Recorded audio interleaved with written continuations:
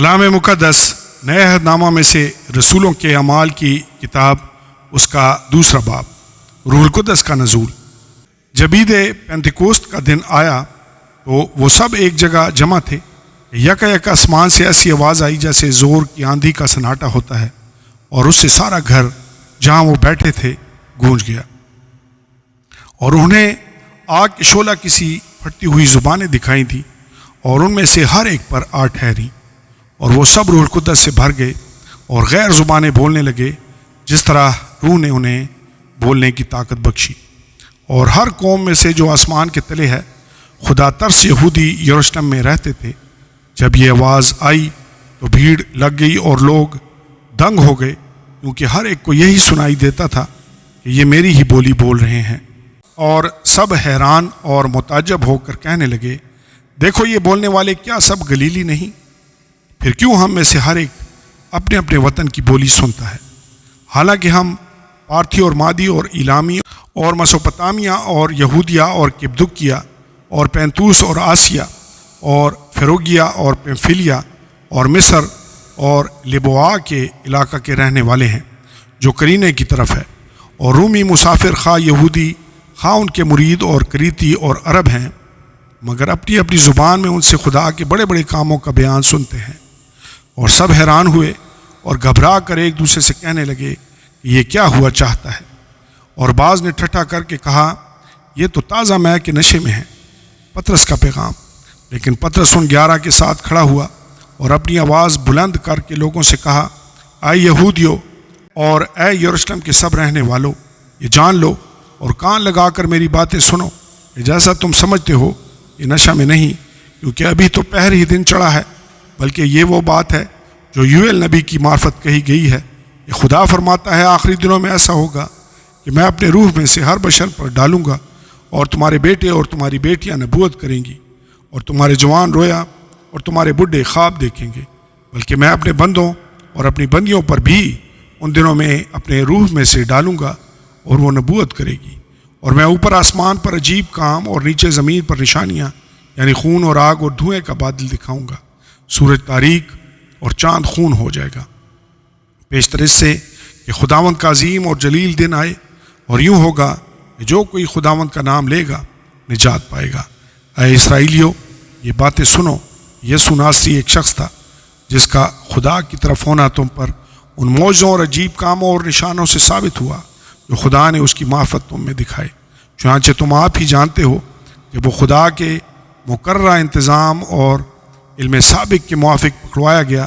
تو تم نے بے شرع لوگوں کے ہاتھ سے اسے مصلوب کروا کر مار ڈالا، لیکن خدا نے موت کے بند کھول کر اسے جلایا، کیونکہ ممکن نہ تھا کہ وہ اس کی قبضہ میں رہتا، کیونکہ داؤد اس کے حق میں کہتا ہے کہ میں خداوند کو ہمیشہ اپنے سامنے دیکھتا رہا، کیونکہ وہ میری دہنی طرف ہے تاکہ مجھے جنبش نہ ہو۔ اسی سبب سے میرا دل خوش ہوا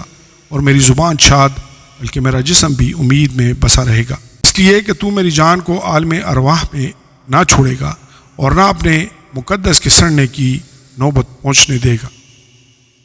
تو نے مجھے زندگی کی راہیں بتائیں، تو مجھے اپنے دیدار کے باعث خوشی سے بھر دے گا۔ اے بھائیو، میں قوم کے بزرگ داؤد کے حق میں تم سے دلیری کے ساتھ کہہ سکتا ہوں کہ وہ موا اور دفن بھی ہوا، اور اس کی قبر آج تک ہم میں موجود ہے۔ بس نبی ہو کر اور یہ جان کر کہ خدا نے مجھ سے قسم کھائی ہے کہ تیری نسل سے ایک شخص کو تیرے تخت پر بٹھاؤں گا، اس نے پیشن گوئی کے طور پر مسیح کے جی اٹھنے کا ذکر کیا کہ نہ وہ عالم ارواح میں چھوڑا گیا، نہ اس کے جسم کے سڑنے کی نوبت پہنچی۔ اسی یسوع کو خدا نے جلایا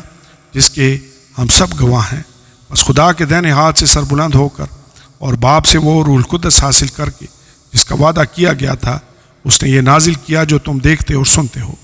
کیونکہ داؤد تو آسمان پر نہیں چڑھا، لیکن وہ خود کہتا ہے کہ خداوند نے میرے خداوند سے کہا، میری دہنی طرف بیٹھ، جب تک میں تیرے دشمنوں کو تیرے پاؤں تلے کی چوکی نہ کر دوں۔ بس اسرائیل کا سارا گھرانہ یقین جان لے کہ خدا نے اسی یسوع کو جسے تم نے مصلوب کیا، خداوند بھی کیا اور مسیح بھی۔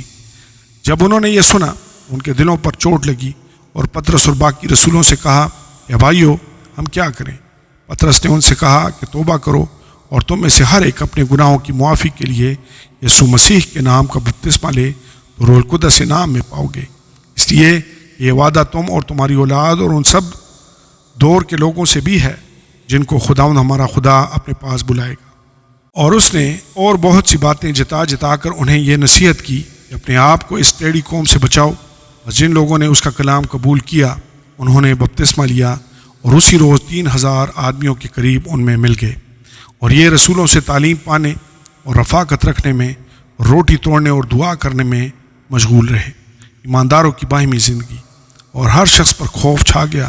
اور بہت سے عجیب کام اور نشان رسولوں کے ذریعہ سے ظاہر ہوتے تھے، اور جو ایمان لائے تھے وہ سب ایک جگہ رہتے تھے اور سب چیزوں میں شریک تھے،